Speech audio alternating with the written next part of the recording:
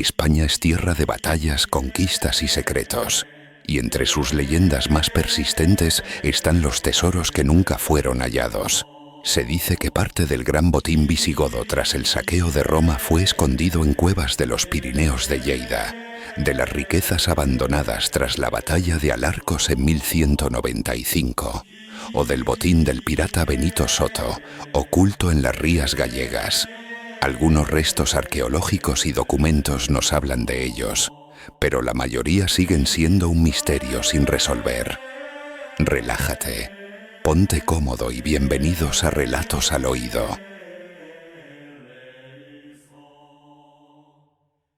El tesoro oculto de Alaric, Pirineos de Lleida.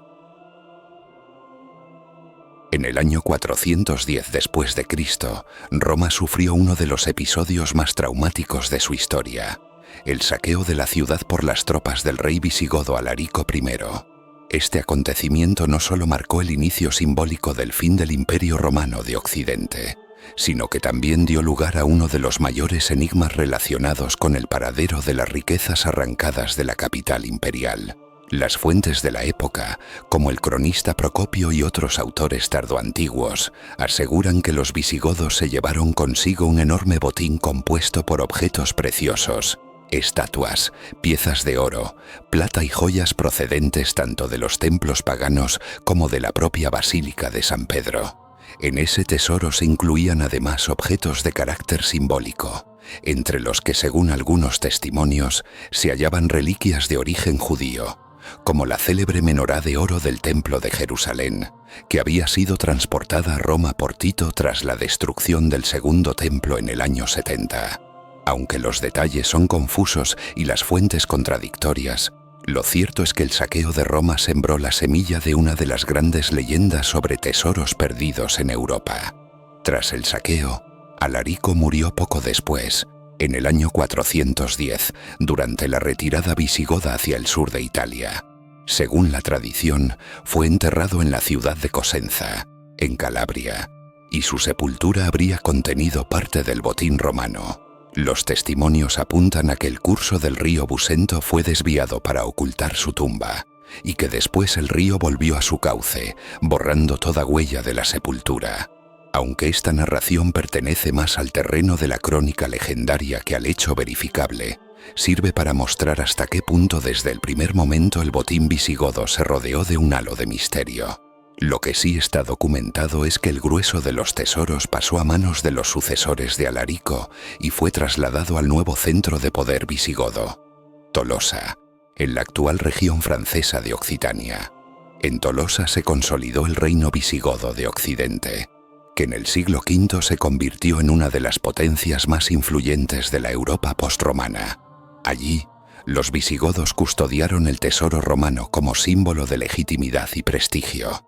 Diversas fuentes mencionan que las riquezas no solo cumplían una función material, sino también política y religiosa. Reforzaban la autoridad del monarca y mostraban que los visigodos eran los legítimos herederos del poder romano en Occidente. Sin embargo, este esplendor tuvo un final abrupto en el año 507, cuando el rey visigodo Alarico II fue derrotado en la batalla de Bouillé por los francos de Clodoveo. Este enfrentamiento obligó a los visigodos a retroceder hacia Hispania, donde acabaron instalando su capital en Toledo. Fue en este momento cuando las crónicas dejan de ofrecer detalles precisos sobre el destino del botín romano. Se sabe que los francos saquearon Tolosa, pero no todo el tesoro fue hallado. Buena parte de él parece haber desaparecido en el caos de la derrota.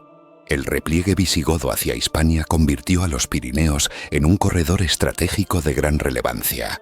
Las rutas de montaña que comunicaban Tolosa con la península ibérica eran empleadas tanto por ejércitos como por mercaderes, y resultaban también lugares ideales para ocultar cargamentos valiosos en caso de emergencia. La falta de registro sobre parte del tesoro visigodo alimentó la hipótesis de que cofres con riquezas pudieron haber sido transportados a través de los pasos pirenaicos y escondidos en algún punto de difícil acceso. Es aquí donde comienzan a mezclarse los hechos históricos con las leyendas. pues a partir de la Edad Media aparecen en la zona relatos que sitúan cargamentos visigodos enterrados en cuevas de difícil localización, especialmente en los montes de Lleida, donde la abrupta orografía ofrecía numerosos refugios naturales. Esta idea, aunque nunca confirmada por la arqueología, se convirtió en el germen del mito del tesoro oculto de Alaric en los Pirineos. Tras la derrota visigoda en Bullé en el año 507, los francos irrumpieron en Tolosa y saquearon la ciudad. Fuentes francas aseguran que parte del botín fue tomado y llevado a París, donde enriquecería los tesoros reales de los merovingios. Sin embargo, varios cronistas coinciden en que el grueso del tesoro desapareció de forma repentina. Ni se halló todo en Tolosa ni aparece mencionado en su traslado a París. Aquí comienza un vacío histórico que alimentó la idea de que los propios visigodos lograron evacuar cofres con riquezas antes de que los francos entrasen en la ciudad. En este contexto, las rutas que conducían hacia Hispania, atravesando el Pirineo, cobraron un papel fundamental. Es razonable pensar que en su repliegue, los visigodos pudieron dispersar parte del tesoro, ocultándolo para evitar que cayera en manos enemigas. La llegada del poder visigodo a Hispania, con Toledo como nueva capital, fortaleció la idea de que las riquezas acompañaron a los reyes en su traslado. Sin embargo, documentos posteriores indican que en la península nunca se llegó a concentrar un tesoro comparable al de Tolosa, lo que refuerza la hipótesis de que parte quedó oculta en el trayecto. Desde la Edad Media, en valles y sierras pirenaicas se transmitieron rumores sobre cofres visigodos enterrados en grutas inaccesibles. La abrupta orografía de Lleida, con sus pasos estrechos y cuevas profundas, fue señalada como uno de los lugares donde se habrían escondido cargamentos de oro y joyas durante aquella huida. Aunque estas versiones carecen de confirmación documental, el silencio de las fuentes visigodas y la desaparición de una parte sustancial del tesoro crearon un terreno fértil para que la leyenda se afianzara en el imaginario popular. Durante la Edad Media, monjes, soldados y campesinos comenzaron a hablar de la existencia de un tesoro visigodo maldito, oculto en las montañas. En la tradición oral de la zona pirenaica, especialmente en Lleida, aparecieron relatos sobre cuevas que guardaban riquezas de tiempos antiguos, protegidas no por fantasmas, sino por la propia dificultad del terreno y el riesgo de los derrumbes. En estas narraciones se hablaba de túneles interminables, de pasadizos bloqueados con piedras y de galerías en las que los buscadores se desorientaban y nunca regresaban. El trasfondo histórico de la retirada visigoda aportaba verosimilitud a la leyenda, pues todo indicaba que en aquella época de inestabilidad se pudieron ocultar cargamentos enteros que jamás volvieron a salir a la luz. A partir del siglo XIII, con la consolidación de los reinos cristianos en la península, los rumores sobre el tesoro visigodo se reforzaron con elementos de advertencia moral. Se decía que quienes intentaban encontrarlo acababan perdiéndose en las montañas o regresaban con las manos vacías, como si el oro estuviera destinado a permanecer oculto para siempre. Algunos relatos locales recogidos siglos después mencionan luces extrañas vistas por pastores en las noches sin luna, interpretadas como señales de cofres enterrados en las entrañas de las sierras. Aunque estas descripciones son imposibles de verificar, muestran cómo el mito se fue adaptando a las generaciones, manteniendo viva la idea de que el tesoro de Alaric nunca fue hallado porque seguía custodiado, no por espíritus, sino por la propia naturaleza implacable de los Pirineos. A partir de la Baja Edad Media, comenzaron a circular documentos y crónicas tardías que alimentaron la sospecha de que un tesoro había quedado enterrado en algún lugar de la frontera pirenaica. Algunos manuscritos conservados en monasterios catalanes, aunque sin referencias explícitas al botín de Tolosa, mencionaban riquezas antiguas ocultas en montañas inaccesibles. Estas referencias, a menudo vagas, fueron interpretadas por eruditos posteriores como posibles alusiones a los visigodos en retirada. El hecho de que en Lleida existieran numerosas cuevas naturales y galerías excavadas por corrientes subterráneas ofrecía un escenario verosímil para ocultar un cargamento de oro y plata. En los siglos XVI y XVII, durante el auge de la búsqueda de reliquias y tesoros perdidos, La tradición tomó fuerza y muchos empezaron a situar en estas montañas el último destino del tesoro de Alaric. Los relatos orales recogidos en aldeas pirenaicas hablan de generaciones de campesinos y pastores que aseguraban haber escuchado rumores sobre cofres sellados y enterrados en galerías bajo la roca. Algunos afirmaban que, en noches de tormenta, se oían voces huecas que parecían proceder del interior de las montañas, como si hombres de tiempos pasados siguieran allí atrapados. Aunque hoy estas afirmaciones forman parte del imaginario popular, hay constancia de que durante los siglos XVIII y XIX varios grupos de buscadores de tesoros recorrieron las sierras de Lleida convencidos de hallar rastros del botín.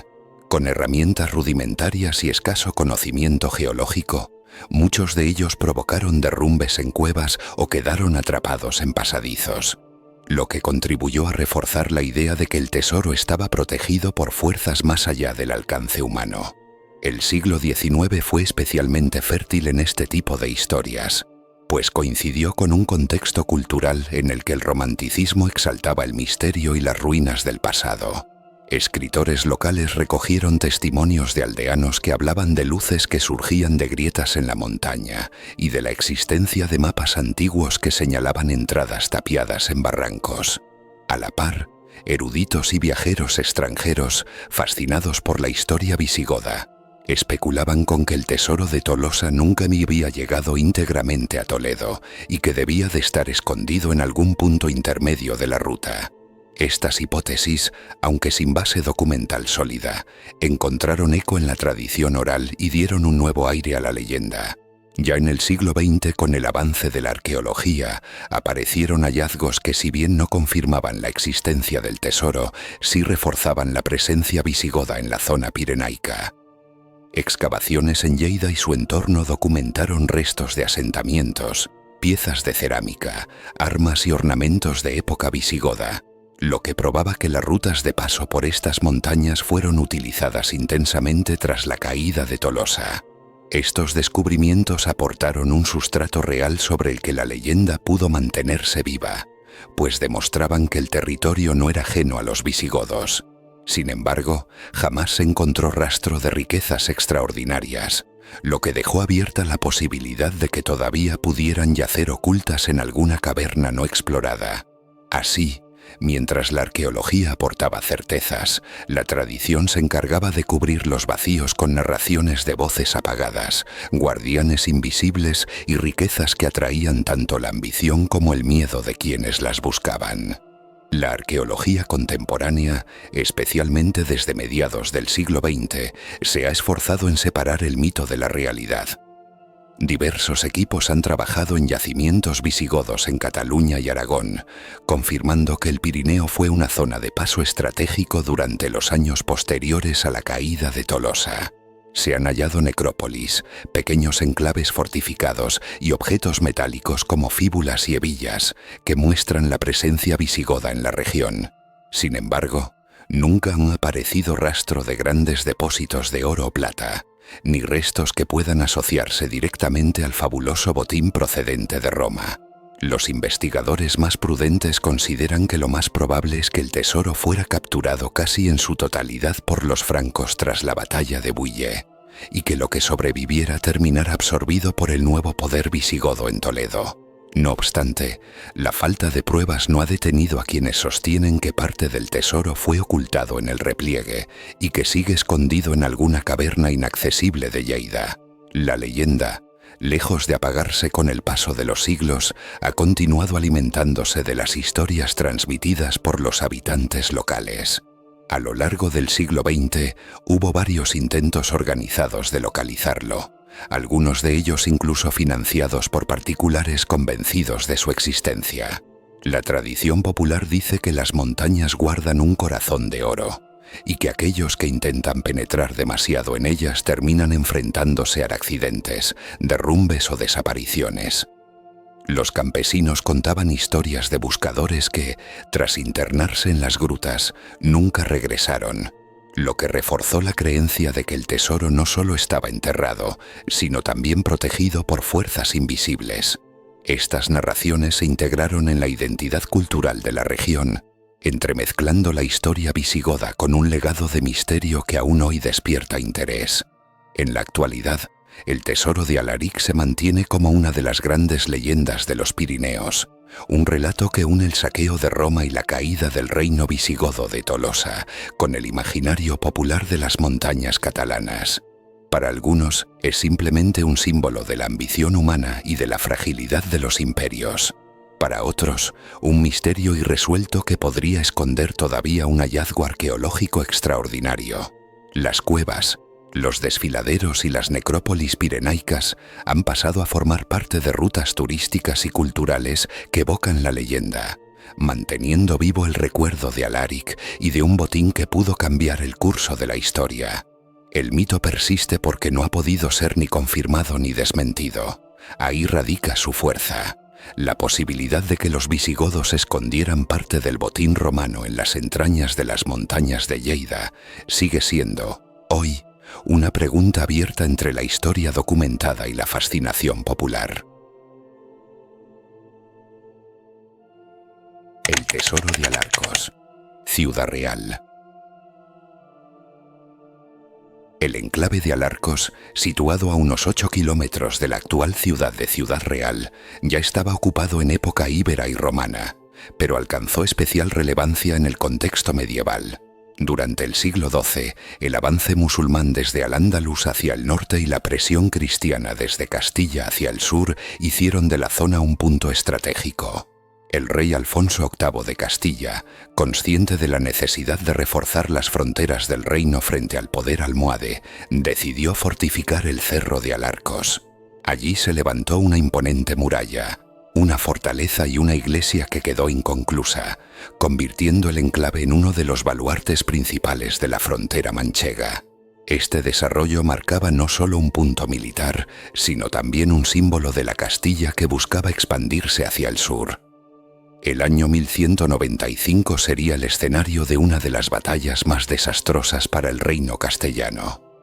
El 19 de julio de ese año, en las inmediaciones de Alarcos, se enfrentaron dos fuerzas desiguales. Por un lado, el ejército de Alfonso VIII, reforzado por caballeros de las órdenes de Santiago y Calatrava, así como por contingentes nobiliarios de Castilla. Por otro, las huestes almohades comandadas por Abu Yaqub al-Mansur, califa de Marruecos, que había cruzado el estrecho con un ejército muy superior en número y disciplina. El choque fue breve y devastador. Los castellanos, sobrepasados por la caballería y la organización almohade, se desmoronaron, dejando tras de sí miles de muertos y un desastre político que condicionaría el equilibrio peninsular durante décadas. La derrota supuso no solo la pérdida de vidas, sino también el abandono apresurado de la fortaleza de Alarcos. Alfonso V consiguió huir con parte de sus tropas hacia Toledo, pero en el caos de la retirada muchos pertrechos, armas, estandartes e incluso bienes de valor quedaron atrás. Los cronistas cristianos no lo detallan con precisión, pero es lógico pensar que en una plaza fuerte como Alarcos, donde se había concentrado un ejército real, hubiera depósitos de provisiones, cofres con monedas para pagar a la tropa y objetos de valor acumulados durante la campaña. Esa riqueza, al no poder ser transportada, habría caído en manos del enemigo o, según sugiere la leyenda posterior, habría quedado oculta en algún lugar del recinto amurallado. Tras la retirada, la fortaleza de Alarcos fue ocupada por las tropas almohades. El enclave pasó a ser un bastión islámico durante más de una década, consolidando la frontera a su favor. Sin embargo, muchas crónicas castellanas posteriores hablaban de lo que se perdió aquel día. El desastre quedó grabado en la memoria colectiva, y con él la idea de que en los túneles, cámaras y estancias de la fortaleza podían haber quedado tesoros escondidos que nadie recuperó. Aquí es donde la historia y la tradición comienzan a entrelazarse. El hecho real del abandono de bienes en la huida alimentó, con el paso de los siglos, la creencia popular en un tesoro enterrado en Alarcos. Una riqueza perdida que, a diferencia de otras plazas reconquistadas, nunca se documentó como recuperada, lo que abrió la puerta a especulaciones y a la formación de la leyenda. Con la pérdida de Alarcos en 1195 y su posterior control por parte de los almohades, comenzó a gestarse en la tradición castellana la idea de que no todo lo que se abandonó aquel día fue recuperado. Los cronistas musulmanes como Ibn Jaldún hablan de la magnitud de la victoria almohade y del abundante botín obtenido en la batalla. Caballos, armas, estandartes, esclavos y cofres con monedas. Esta mención al botín fue el punto de partida de la tradición posterior, pues significaba que en la fortaleza hubo objetos de gran valor que, si bien los vencedores se llevaron parte, no todos habrían salido a la luz. A partir de los siglos posteriores, cuando Castilla retomó el control de la región, empezó a circular la idea de que algunos cofres, ocultos de manera apresurada por los caballeros que huían, quedaron enterrados en el subsuelo de Alarcos, fuera del alcance de los almohades. Durante la Edad Media, especialmente a partir del siglo XIII, el recuerdo de la derrota de Alarcos se mantuvo vivo en el imaginario colectivo como una de las peores catástrofes sufridas por Castilla antes de la gloria de las Navas de Tolosa en 1212. El desastre no solo se evocaba en términos militares, sino también en términos materiales. Se decía que lo que no se perdió en vidas, se perdió en riquezas. Entre los campesinos y los vecinos de la zona comenzó a transmitirse de generación en generación la creencia de que los muros de la fortaleza guardaban cámaras selladas en las que, por prisa o por desesperación, los caballeros castellanos habían enterrado parte de su tesoro, con la esperanza de recuperarlo algún día. Esa recuperación nunca se produjo, porque Alarcos quedó bajo dominio musulmán hasta principios del siglo XIII y, una vez en ruinas, el enclave ya no tuvo la importancia militar de antaño.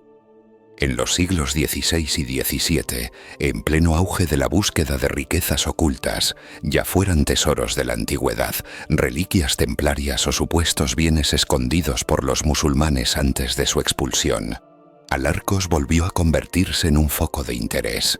La tradición local recogía testimonios de campesinos que al trabajar la tierra cercana a las ruinas encontraban restos metálicos, monedas aisladas o puntas de lanza. Estos hallazgos menores reforzaron la idea de que había mucho más por descubrir bajo tierra. Algunos aventureros y buscadores de tesoros se lanzaron a excavar en la zona, convencidos de que encontrarían cofres de oro o reliquias de caballeros. Las excavaciones nunca dieron resultados espectaculares, pero dejaron en el imaginario la certeza de que bajo aquellas piedras seguía latiendo el recuerdo de un botín oculto. El núcleo de la leyenda cristalizó entonces en una imagen muy concreta. El tesoro no se perdió ni fue tomado por los almohades, sino que quedó enterrado intencionadamente en cámaras subterráneas, protegido por los escombros de la fortaleza. Se hablaba de túneles secretos, de pasadizos que unían distintas partes del recinto, donde podrían haber sido escondidos cofres con monedas y piezas de plata. Algunos relatos añadieron que esos túneles comunicaban con la cercana iglesia de Santa María de Alarcos, cuya construcción quedó interrumpida tras la derrota 1195, como si el abandono de la obra hubiera quedado vinculado al misterio del tesoro. Aunque carecemos de pruebas arqueológicas de tales galerías, lo cierto es que Alarcos conserva restos de estructuras defensivas subterráneas que pudieron alimentar esa tradición. Así, la historia y la leyenda se fueron trenzando. A un hecho real, la derrota y el abandono de bienes en 1195, se le añadieron las especulaciones y los hallazgos menores que sirvieron de prueba a los ojos de generaciones posteriores de que un tesoro mayor permanecía oculto. A partir del siglo XIX, con el auge del romanticismo histórico y el creciente interés por los restos medievales de España, Alarcos se convirtió en un lugar de visita para viajeros, eruditos y cronistas locales. Las ruinas evocaban la tragedia del 19 de julio de 1195, y pronto los escritores de la época comenzaron a añadir color a lo que hasta entonces era un recuerdo bélico. Se hablaba de caballeros que al ver perdida la batalla, enterraban cofres de monedas de oro y plata en los cimientos de la muralla o en salas ocultas de la fortaleza. Otros relatos insistían en que parte de los tesoros eran objetos litúrgicos y reliquias de las órdenes militares, que habían acompañado al ejército de Alfonso VIII. Aunque las investigaciones arqueológicas modernas no han encontrado pruebas de ello, Lo cierto es que a mediados del siglo XIX sí aparecieron fragmentos de cerámica islámica, restos de armas y hasta monedas sueltas, lo que reforzó entre los lugareños la idea de que el tesoro no era una mera invención. En el siglo XX, cuando comenzaron las primeras excavaciones arqueológicas sistemáticas en el Cerro de Alarcos, los arqueólogos se centraron principalmente en las murallas, la iglesia inconclusa y los restos de los asentamientos previos ibéricos y romanos. Sin embargo, en paralelo, los vecinos del entorno continuaban transmitiendo historias de riquezas ocultas. Campesinos aseguraban haber encontrado piezas metálicas al arar, y circulaban anécdotas de buscadores de fortuna que excavaban de noche en las ruinas, convencidos de que en cualquier momento darían con un cofre. Estas historias nunca se acompañaron de descubrimientos espectaculares, pero sirvieron para mantener viva la tradición. A diferencia de otros mitos de tesoros inventados de la nada, aquí siempre pesó la realidad del desastre de 1195 y la certeza de que en la retirada precipitada muchas pertenencias quedaron atrás. Un elemento clave que ayudó a fijar la leyenda fue la conexión con la Orden de Calatrava. Tras la derrota de Alarcos, la orden quedó seriamente tocada, pues había defendido la plaza junto a Alfonso y Victo. Muchos relatos populares aseguraban que parte del tesoro que quedó en Alarcos no era del rey, sino de la propia orden. Armaduras valiosas, cálices y cruces de plata destinados a su convento mayor, o incluso reliquias que habrían llevado consigo a la batalla.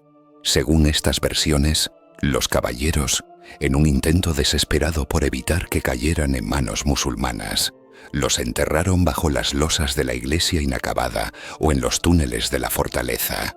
Aunque no hay registro documental de tales reliquias, la estrecha vinculación de Alarcos con los calatravos hizo que esta idea se transmitiera con fuerza en la memoria popular. La historia de un tesoro vinculado a una orden militar prestigiosa lo dotaba de un halo especial, mucho más atractivo para quienes contaban o escuchaban la leyenda. En la segunda mitad del siglo XX, el Cerro de Alarcos se convirtió en un parque arqueológico y en un lugar de investigación histórica más sistemática. Esto significó que la búsqueda de tesoros quedó desplazada por la investigación académica. Sin embargo, la leyenda nunca desapareció del todo. En los pueblos cercanos todavía se contaban historias de luces extrañas vistas de noche sobre las ruinas, interpretadas como señales de que los cofres seguían enterrados. Hubo incluso quien aseguraba escuchar en el silencio nocturno el choque de espadas y lamentos de caballeros, como si las almas de los caídos velaran el tesoro. Estas narraciones, aunque claramente pertenecen al terreno de lo legendario, ayudaron a perpetuar la idea de que el tesoro de Alarcos no solo es real, sino que permanece custodiado bajo tierra por algo más que piedras. De esta forma, la frontera entre lo histórico y lo legendario volvió a difuminarse, y Alarcos se consolidó como uno de los grandes mitos de tesoros ocultos en la historia de España. En las últimas décadas, el Parque Arqueológico de Alarcos Calatrava ha trabajado intensamente para recuperar la importancia histórica del enclave. Las excavaciones han revelado las murallas iberas, estructuras romanas, la gran iglesia inacabada del siglo XII y huellas del combate de 1195, como restos de armas y proyectiles. Todo ello ha devuelto a Alarcos un lugar central en la historiografía de la Edad Media peninsular. Sin embargo, junto a las investigaciones, la leyenda del tesoro oculto sigue viva en la memoria local y se transmite en rutas culturales y recreaciones históricas. En las representaciones de la batalla de Alarcos, organizadas periódicamente en Ciudad Real, no falta la alusión a los cofres abandonados y a la riqueza perdida. Así, lo que fue un episodio militar desastroso se ha transformado también en un relato de misterio que atrae visitantes. El mito del tesoro ha encontrado su espacio en la tradición oral manchega y en la literatura local. Crónicas, artículos periodísticos y narraciones populares han recogido durante más de un siglo las versiones que hablan de cofres enterrados en la fortaleza, de reliquias de la Orden de Calatrava ocultas bajo las losas de la iglesia y de la imposibilidad de recuperar esos bienes por el peso de una maldición. La idea de que los lamentos de los caballeros derrotados aún se escuchan en las noches silenciosas no pretende presentarse como una verdad, pero funciona como metáfora de la tragedia sufrida en 1195. El tesoro de Alarcos, más allá de su existencia material, ha pasado a representar lo perdido en aquella jornada: el orgullo de Castilla, la fuerza de la Orden de Calatrava y el peso de una derrota que marcó la memoria colectiva. Hoy, Alarcos es un ejemplo claro de cómo la historia y la leyenda conviven en un mismo espacio. El visitante puede recorrer murallas, restos de viviendas y la iglesia inconclusa, todo ello con base arqueológica contrastada. Pero al mismo tiempo, en las visitas guiadas y en los relatos de los lugareños, siempre aparece la evocación del tesoro, como si fuera un hilo invisible que une el presente con el pasado.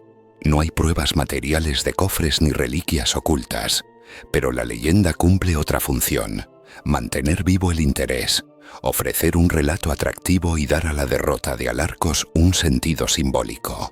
Allí donde la historia nos habla de estrategia militar y geopolítica, la tradición añade un componente humano y misterioso que sigue fascinando.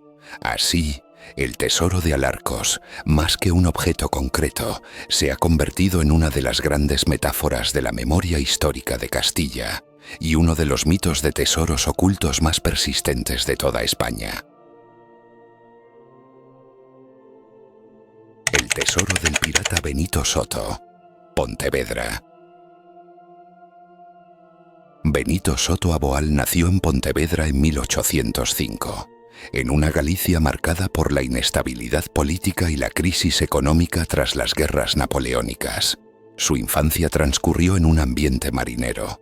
Las rías gallegas, además de ser fuente de pesca y comercio, eran escenarios de contrabando y refugio de corsarios.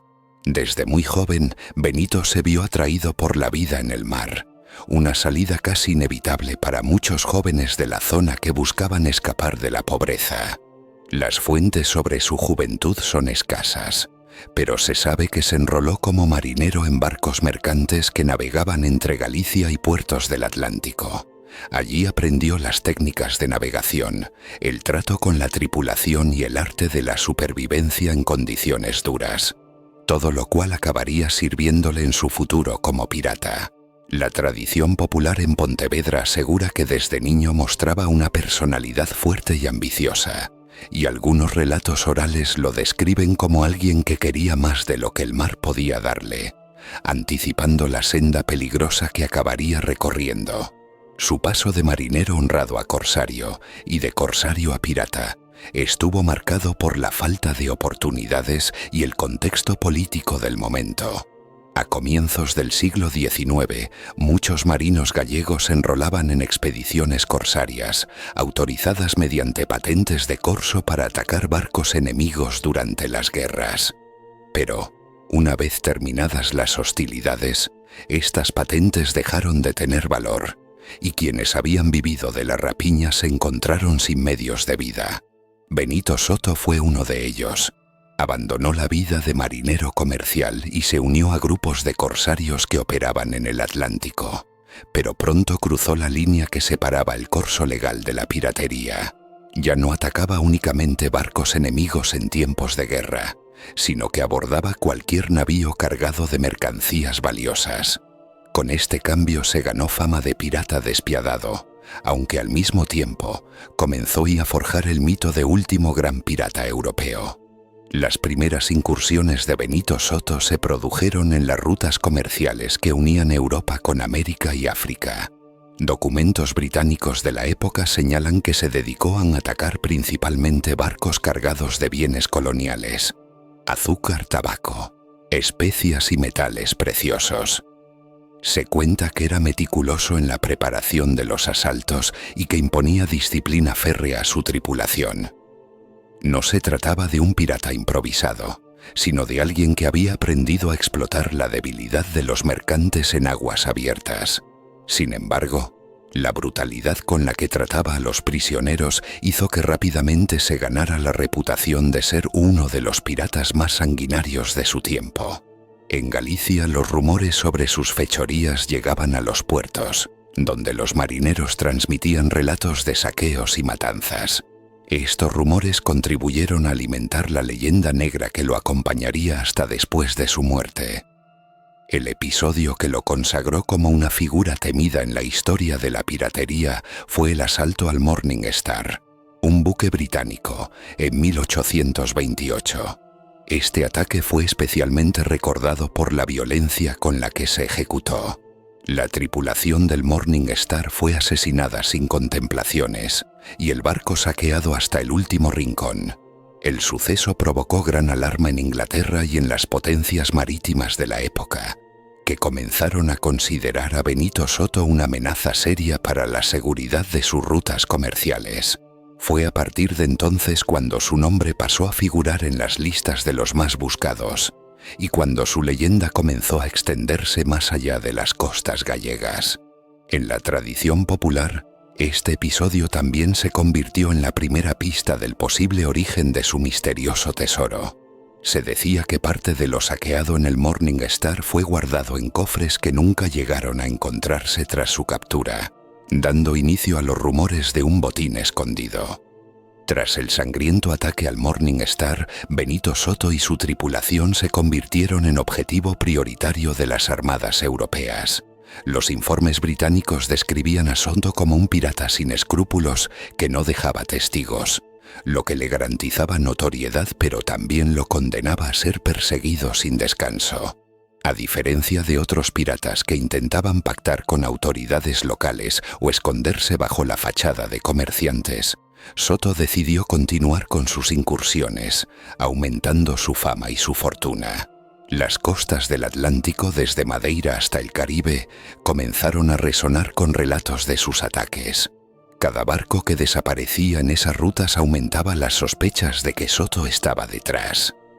La leyenda cuenta que con cada abordaje guardaba las piezas más valiosas: oro, piedras preciosas, reliquias religiosas y objetos exóticos, en cofres que, según sus propios hombres, nunca se cargaban en exceso a bordo, sino que eran ocultados estratégicamente en lugares apartados, lo que alimentó más tarde la idea de tesoros escondidos en las rías gallegas.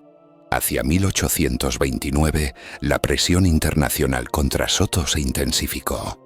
Las autoridades de Inglaterra y Portugal reforzaron el patrullaje en el Atlántico, conscientes de que se enfrentaban a uno de los últimos piratas capaces de desafiar con éxito a los navíos europeos.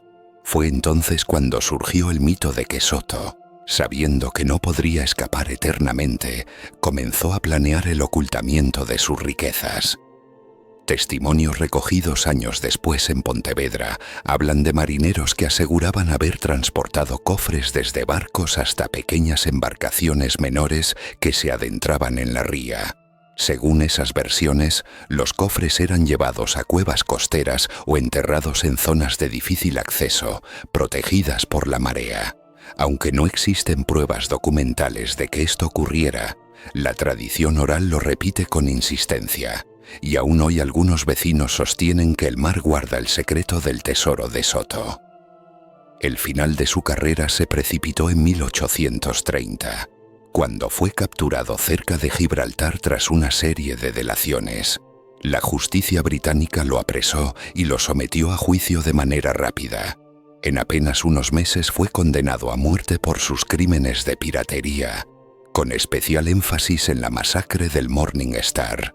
El 25 de enero de 1830, Benito Soto fue ejecutado públicamente en Gibraltar, convirtiéndose así en el último gran pirata europeo en ser ajusticiado.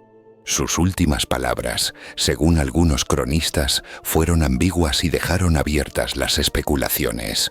Algunos dijeron que proclamó su inocencia, mientras que otros aseguran que lanzó una frase enigmática: «Mi tesoro nunca será vuestro», que alimentó las teorías de que el botín seguía oculto en algún lugar. Esta supuesta declaración final fue uno de los elementos clave para consolidar la leyenda. Tras su ejecución comenzaron las especulaciones sobre el paradero del botín. Los registros oficiales británicos señalaban que solo una parte de lo saqueado había sido recuperado y que muchas piezas jamás aparecieron. Esto encajó perfectamente con los rumores en Galicia de que Soto había ocultado su fortuna en las rías de Pontevedra o Vigo antes de ser capturado.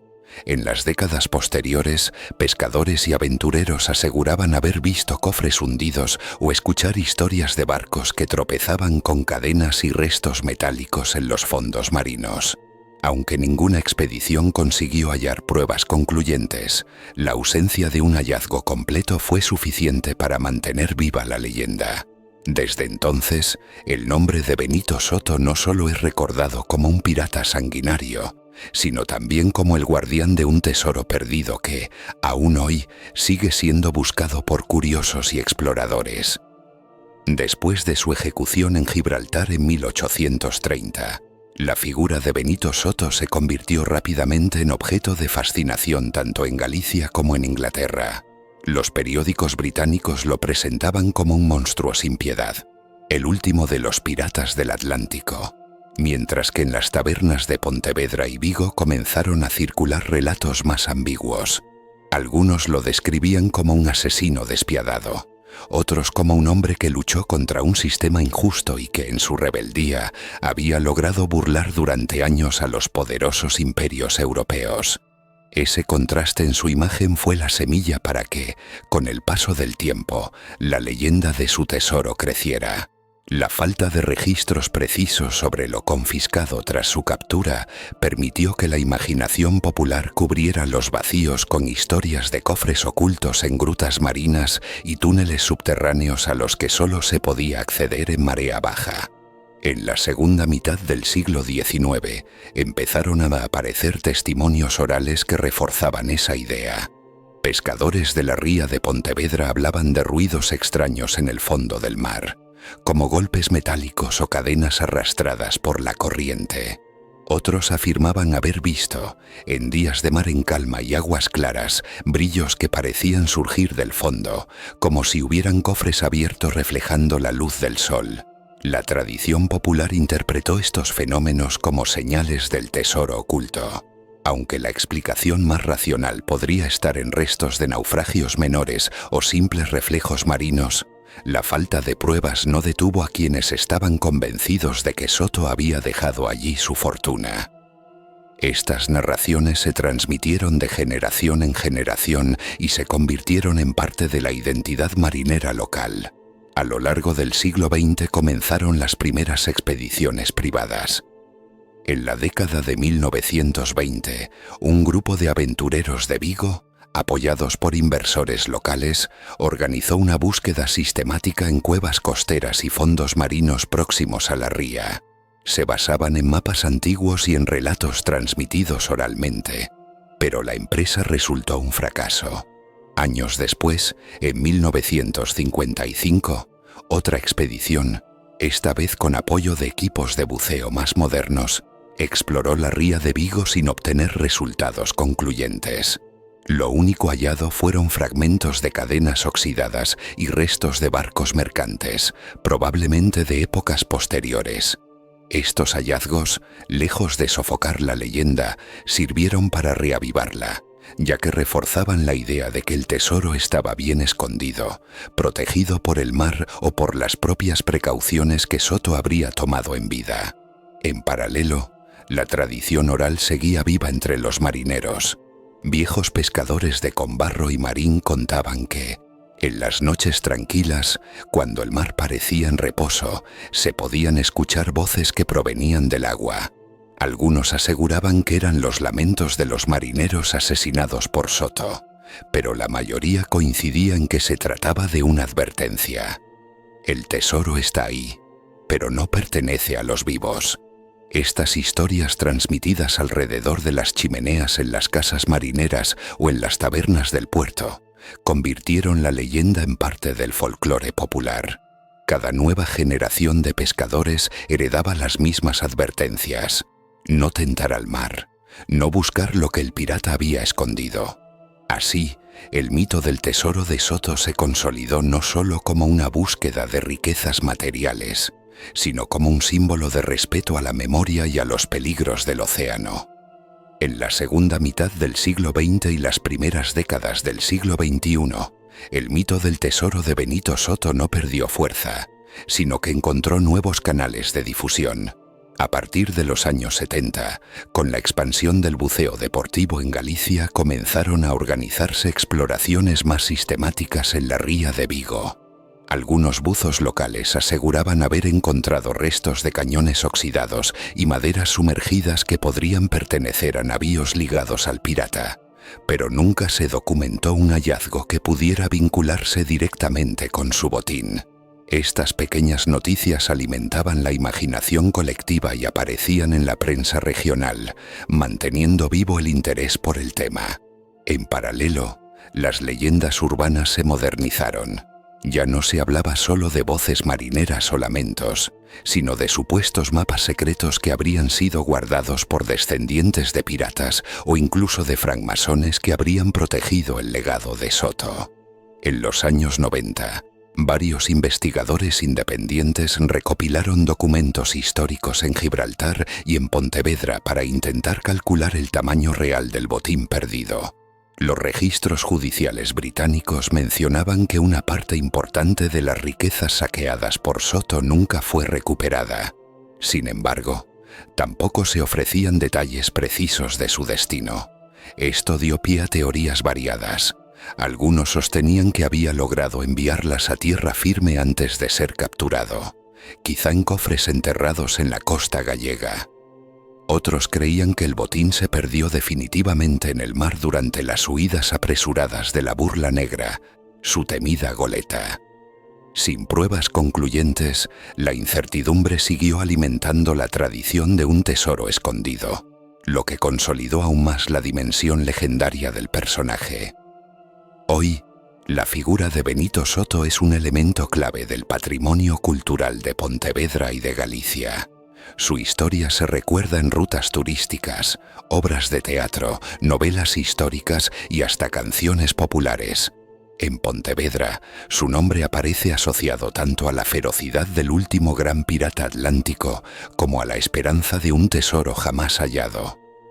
Los pescadores siguen transmitiendo relatos sobre luces en la ría y sobre advertencias que recuerdan que las riquezas ocultas no siempre están destinadas a ser recuperadas. Para algunos, el mito tiene un valor más profundo que el oro mismo. Es un recordatorio de cómo la memoria colectiva transforma a los personajes históricos en leyenda, y cómo el mar gallego, con su mezcla de misterio y tragedia, sigue guardando secretos que quizá nunca se revelen. El tesoro de Don Rodrigo, el último rey visigodo. El reino visigodo de Toledo llegaba al siglo VIII debilitado por décadas de tensiones internas y cambios de monarca. Desde Leovigildo y Recaredo se había consolidado un sistema en el que la nobleza y el episcopado elegían al rey, pero esa elección solía ir acompañada de conspiraciones y golpes palaciegos. En ese contexto aparece Rodrigo, Rodericus Rudericus, aristócrata militar con poder en la Bética y la Carpetania, que accedió al trono hacia el 710. Su coronación no zanjó los conflictos. Reflejaba el empuje de un bloque nobiliario que buscaba frenar a otras facciones cortesanas. Toledo seguía siendo el centro político y administrativo. Allí residía la tesorería real, con joyas, regalia y depósitos de oro y plata necesarios para pagar tropas y asegurar lealtades en un reino que articulaba sus finanzas a través de impuestos, rentas y botines de campañas. La llegada de Rodrigo coincidió con una fractura de poder. Una parte de la aristocracia respaldaba a los herederos del rey Witiza, fallecido poco antes, lo que generó un doble foco de autoridad. Rodrigo en la meseta y otro núcleo en la tarraconense.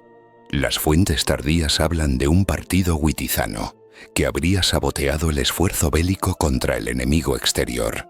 Más allá de detalles discutidos, lo cierto es que esa división minó la capacidad del reino para responder con cohesión a una invasión.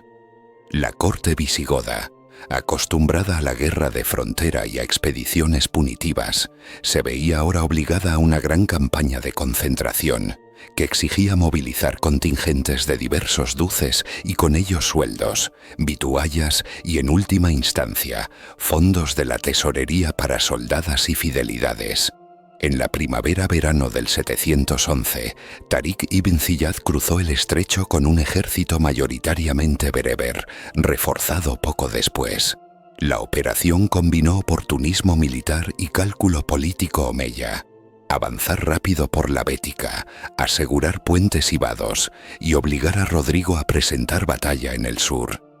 La tradición posterior añadió personajes como el conde Julián y el episodio de la cava rumía para explicar la catástrofe desde la moralidad de la época, pero lo esencial, históricamente, es que el choque decisivo, conocido como Guadalete o la Janda, en la cuenca baja del Guadalete, se resolvió con la derrota visigoda. Tras el combate, Rodrigo desapareció. No hubo cadáver reconocido ni tumba cierta. Circularon versiones de que murió en el río, que huyó y pereció en el camino o que fue enterrado en secreto. Esa ausencia de cuerpo, unida a la caída súbita del poder toledano, dejó vacíos narrativos que la memoria llenó con relatos sobre lo que se perdió aquel día, no solo en vidas y territorio, sino también en riquezas y símbolos regios. Ahí nace el hilo del tesoro. Antes de la campaña, era práctica normal reunir la regalia y fondos para pagar a los contingentes que marchaban con el rey. Además, en situaciones críticas se documenta el ocultamiento de bienes sacros o tesoros, como prueban siglos después los hallazgos del tesoro de Guarrazar cerca de Toledo. Coronas votivas y piezas escondidas en el contexto de la conquista islámica. Con Rodrigo saliendo hacia el sur, la imaginación histórica situó parte de esa riqueza. Joyas reales, piezas litúrgicas de prestigio y una espada regia visigoda entendida como símbolo del dominio, viajando con el séquito. La derrota y la desbandada abrieron la posibilidad de que antes del enfrentamiento o en la retirada, cofres y emblemas fueran ocultados de forma preventiva en cavidades de las laderas y cuevas próximas al Guadalete, para evitar que cayeran en manos del vencedor. No hay inventarios que lo certifiquen, pero la lógica logística, un rey en campaña con tesorería móvil, y la costumbre probada en otras coyunturas de enterrar lo valioso bajo amenaza, dieron solidez verosímil a la leyenda. El tesoro de Rodrigo quedó en la tierra, en algún punto de las riberas, y jamás fue recuperado. Tras la derrota en el Guadalete en el verano del 711, la situación del reino visigodo se volvió caótica. La desaparición de Rodrigo del campo de batalla generó confusión en la cadena de mando. Los cronistas árabes mencionan que el rey pereció y que su ejército se dispersó, pero nunca se identificó el cadáver ni se levantó tumba alguna en su memoria. Esa ausencia de sepultura oficial, tan importante en la mentalidad cristiana medieval, alimentó sospechas y relatos contradictorios. Unos afirmaban que había muerto ahogado en el río Guadalete cuando intentaba cruzarlo con su caballo, cargado con la armadura. Otros sostenían que gravemente herido, logró escapar hacia el norte, quizá hacia Mérida o Toledo, y murió de camino, enterrado a escondidas por sus hombres. Esa incertidumbre histórica dio lugar a que la memoria popular proyectara sobre él un halo de rey maldito y al mismo tiempo de depositario de secretos que se hundieron con su derrota. Lo cierto es que tras la batalla, los musulmanes avanzaron sin resistencia organizada hacia el valle del Guadalquivir. Córdoba cayó en apenas semanas, Sevilla poco después, y Toledo, la capital visigoda, fue ocupada en el 712. La celeridad de esta expansión demuestra que la aristocracia goda quedó descabezada y que muchos nobles prefirieron pactar o rendirse para conservar sus propiedades. Sin embargo, en ese mismo vacío se ubicó la leyenda del tesoro. Se decía que Rodrigo, consciente de que la batalla podía perderse, había ordenado ocultar parte del tesoro regio, joyas, cálices litúrgicos, diademas votivas y, sobre todo, la espada simbólica de los visigodos, en cuevas o aljibes secretos en las inmediaciones del Guadalete. El paralelismo con el tesoro de Guarrazar, hallado en el siglo XIX cerca de Toledo y enterrado en pleno siglo VIII, reforzó la credibilidad de este relato. Si allí habían escondido coronas y cruces de oro para evitar el saqueo, ¿por qué no podría haberse hecho lo mismo en la Bética antes de la catástrofe? La tradición añadió además un matiz moral: que Rodrigo, marcado por el pecado, ya fuera por la disputa con los witizanos o por la leyenda posterior de la cava rumía, había intentado redimirse protegiendo los símbolos del reino. Los cofres enterrados en cuevas de difícil acceso quedarían custodiados no por espectros, como se narraría después en tono legendario, sino por la dificultad real de localizarlos en un territorio abrupto, plagado de grutas y cañadas en la Baja Andalucía. Los campesinos medievales transmitieron de generación en generación historias sobre cuevas malditas en las sierras cercanas a Jerez y Medina Sidonia, donde se oían ruidos metálicos semejantes al entrechocar de armas o caballos, supuestamente las huestes de Rodrigo condenadas a vigilar el tesoro, aunque en realidad era más probable que se tratase de ecos en las cavernas o corrientes de aire. Esos relatos se consolidaron como parte inseparable del mito. Por otro lado, a medida que el poder musulmán se consolidaba en Al-Ándalus, los descendientes de los godos refugiados en Asturias empezaron a forjar una identidad en torno a la pérdida del reino. En ese discurso, el tesoro desaparecido de Rodrigo adquirió un valor simbólico. Era la representación material del poder que se había hundido, de la herencia de una monarquía que se extinguió con él.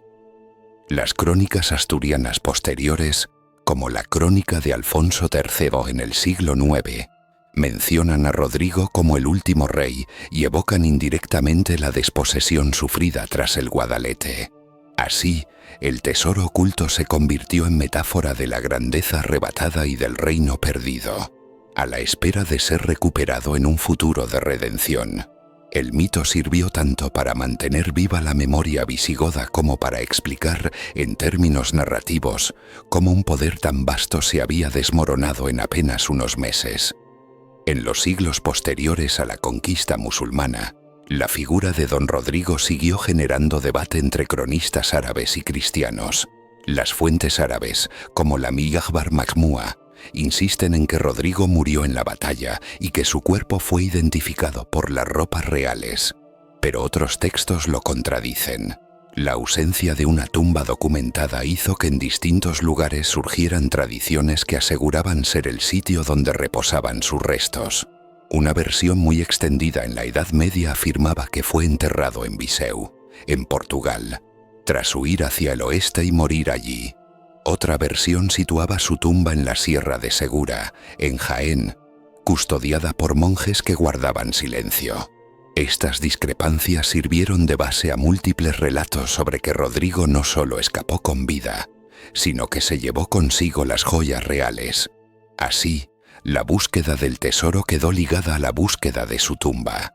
Encontrar una significaba dar con la otra. En el plano real, sabemos que los tesoros visigodos eran tangibles y de gran riqueza, como lo demuestran hallazgos como el tesoro de Torre Don Jimeno o el ya mencionado tesoro de Guarrazar, que incluían coronas votivas y cruces de oro macizo.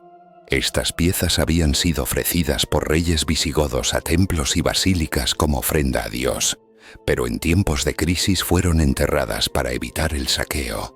Si esto se hizo en Toledo, nada impide pensar que también se realizara en la Bética ante el avance musulmán. De hecho, el hallazgo de Guarrazar en el siglo XIX reavivó la creencia en el tesoro de Rodrigo, ya que demostraba que las historias transmitidas oralmente durante siglos podían tener un trasfondo arqueológico verdadero. Los campesinos que excavaron accidentalmente aquellas coronas en Guadamur, cerca de Toledo, se convirtieron en el espejo de lo que tal vez podría suceder con el tesoro del Guadalete, un hallazgo casual que confirmara la leyenda. La tradición oral en Andalucía fue incorporando estos elementos en relatos cada vez más elaborados. Se decía que en noches de tormenta, en ciertas cuevas cercanas al Guadalete, podían verse destellos de luz en el interior, como si el oro enterrado reflejara relámpagos. Otros afirmaban escuchar relinchos de caballos y gritos de hombres, señales de que el tesoro estaba protegido por las almas de los caballeros caídos junto a Rodrigo. Aunque estas historias puedan explicarse por fenómenos naturales, reflejos de minerales en las rocas, ecos y corrientes de aire, se consolidaron como parte del folclore local. De hecho, hasta el siglo XIX hubo aventureros y buscadores de fortuna que exploraron las sierras gaditanas, convencidos de que hallarían cofres visigodos. La mayoría regresaba con las manos vacías, aunque algunos aseguraban haber encontrado restos metálicos o monedas dispersas, casi siempre sin pruebas concluyentes. La leyenda adquirió un nuevo matiz simbólico durante la Reconquista. En la narrativa cristiana, Rodrigo pasó de ser considerado un monarca derrotado y culpable a convertirse en una figura trágica, cuya pérdida marcaba el inicio de la lucha por recuperar la península. En este marco, el tesoro no solo era un botín material, sino una metáfora de la dignidad perdida que los reinos cristianos buscaban restituir. Los cantares de gesta y romances castellanos que circularon en los siglos XIII y XIV evocaban la derrota de Rodrigo como una advertencia sobre la fragilidad de los reinos cuando se apartaban de la fe. Así, el tesoro oculto se entrelazaba con la idea de un poder dormido, sepultado en las entrañas de la tierra, esperando el día en que fuera devuelto a un pueblo digno de él. Esta dimensión alegórica reforzó la permanencia del mito, dándole un lugar no solo en el folclore andaluz, sino en la memoria colectiva de toda España medieval. Durante los siglos XVI y XVII, cuando la monarquía hispánica vivía su auge imperial, resurgió el interés por los tesoros ocultos de la antigüedad.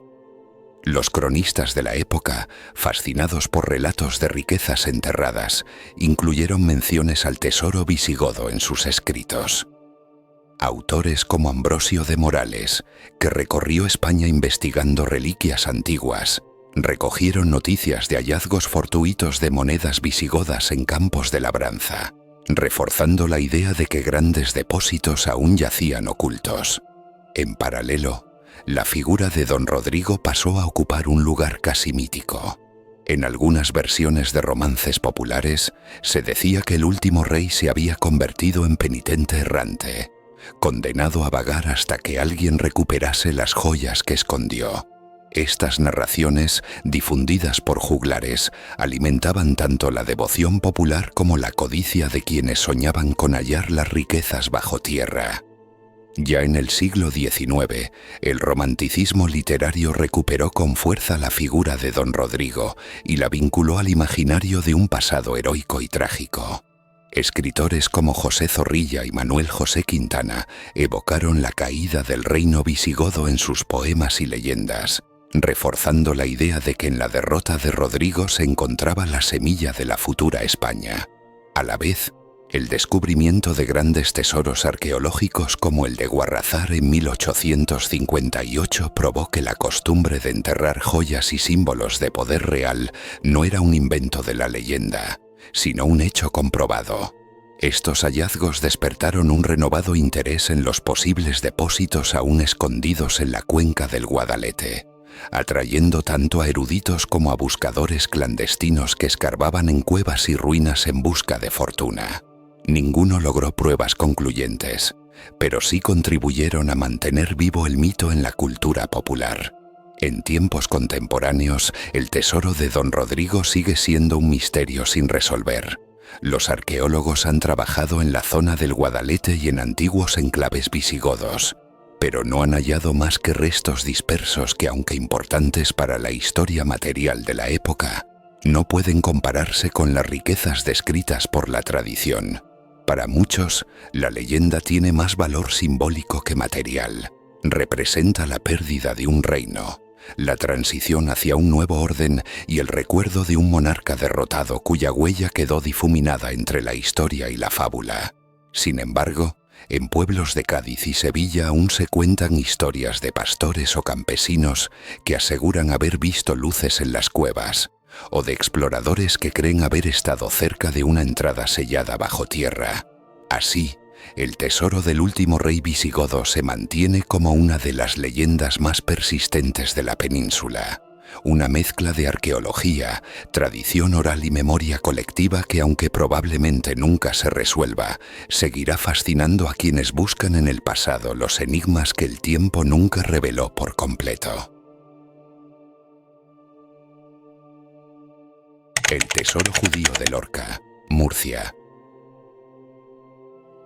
La presencia judía en Lorca está documentada desde al menos el siglo XIII, cuando la ciudad formaba parte del reino de Murcia bajo la corona de Castilla. La judería se localizaba en la ladera del castillo, próxima a la muralla, siguiendo el patrón habitual de situar a esta comunidad en zonas estratégicas pero diferenciadas del núcleo cristiano. Se trataba de un barrio dinámico, con viviendas adosadas y calles estrechas, en el que convivían comerciantes, artesanos, médicos y prestamistas judíos.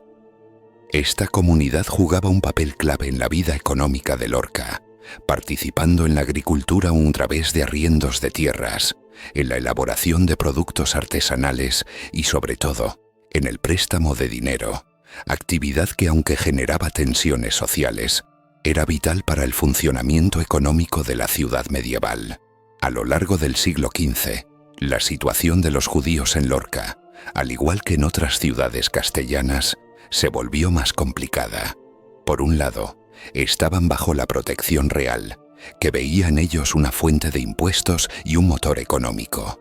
Por otro, aumentaban las tensiones sociales y religiosas, con episodios de violencia y presión para que aceptaran el bautismo. En Lorca, la comunidad seguía siendo activa y mantenía su sinagoga, que ha sido excavada en las últimas décadas en el recinto del castillo, mostrando que todavía en esos años poseían una infraestructura sólida. Sin embargo, el clima general en Castilla tras los pogromos de finales del siglo XIV y la expansión de la Inquisición hizo que vivieran con creciente incertidumbre sobre su futuro. El golpe definitivo llegó en 1492, con la firma del edicto de expulsión por los reyes católicos, Isabel y Fernando. El decreto obligaba a todos los judíos de Castilla y Aragón a convertirse al cristianismo o abandonar el territorio en un plazo breve. Para las familias judías de Lorca esto significó el desarraigo total. Muchas debieron vender sus propiedades a precios irrisorios o dejarlas abandonadas, ya que los plazos eran cortos y las posibilidades de negociar limitadas. Solo pudieron llevar consigo lo que cupiera en cofres o cargas de animales. El resto, especialmente casas, talleres y objetos pesados de valor, quedó atrás. Ante esta situación desesperada, surgió la práctica de esconder bienes con la esperanza de un futuro regreso. Existen pruebas documentales y arqueológicas de que los judíos de Lorca, como los de otras ciudades castellanas, enterraron monedas, joyas y pequeños tesoros en sótanos, muros y aljibes de sus viviendas antes de partir. La lógica era clara. Confiaban en que su exilio sería temporal o que podrían volver en mejores condiciones, y mientras tanto sus riquezas estarían a salvo. Sin embargo, la mayoría jamás volvió. Sus bienes fueron confiscados por la corona o vendidos a nuevos propietarios cristianos, y aquellos objetos ocultos quedaron atrapados en el subsuelo de la ciudad, invisibles pero intactos, dando origen a las primeras historias de tesoros perdidos en el barrio judío de Lorca. Las excavaciones arqueológicas realizadas en las últimas décadas han transformado el conocimiento sobre la judería de Lorca y han dado un respaldo inesperado a las antiguas leyendas sobre tesoros ocultos. A partir de los años 90, cuando se realizaron importantes intervenciones en el castillo y en el barrio adyacente conocido como las Juderías y el Castillo de Lorca, comenzaron a salir a la luz restos materiales que confirmaban la riqueza cultural y económica de aquella comunidad. Entre los hallazgos más relevantes se encuentra la sinagoga del siglo XV, perfectamente conservada, con su sala de oración, el espacio destinado al arca de la Torá y bancos adosados a las paredes. En las casas vecinas se localizaron cerámicas de gran calidad, fragmentos de lámparas de aceite y monedas, muchas de ellas cuidadosamente guardadas en escondrijos, lo que se interpreta como depósitos de emergencia hechos antes de la expulsión. Estos descubrimientos dieron fuerza a la idea de que muchas familias enterraron lo que no pudieron llevar consigo, generando así una base real para la tradición de los tesoros ocultos. Los arqueólogos documentaron también hallazgos de joyas, anillos y pequeñas piezas de oro y plata, en ocasiones escondidos en aljibes o enterrados en suelos de viviendas. Estos objetos, lejos de ser simples adornos, representan auténticos símbolos de resistencia ante el despojo. Eran la forma de preservar, aunque fuera bajo tierra, la dignidad y la memoria de familias condenadas al exilio. Para los historiadores, estas pruebas indican que las leyendas sobre tesoros no nacieron únicamente de la fantasía popular, sino de un recuerdo transmitido de generación en generación que tenía una base tangible.